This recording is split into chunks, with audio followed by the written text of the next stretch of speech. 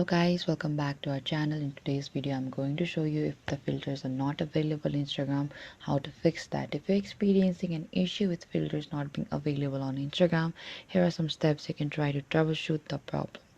First, you need to update your Instagram. What you have to do is go to Play Store and look out for the Instagram app and make sure you're using the latest version of the Instagram app. Go to the App Store for the iOS or the Google Play Store for the Android and check for any available updates for the Instagram app. And also check your internet connection. Ensure that you have a stable internet connection.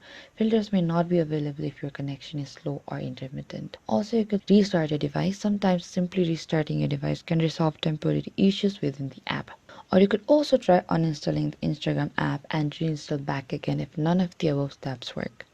And this can sometimes fix more complex issue with the app as well. And if the problem still persists, consider reaching out to the Instagram support for further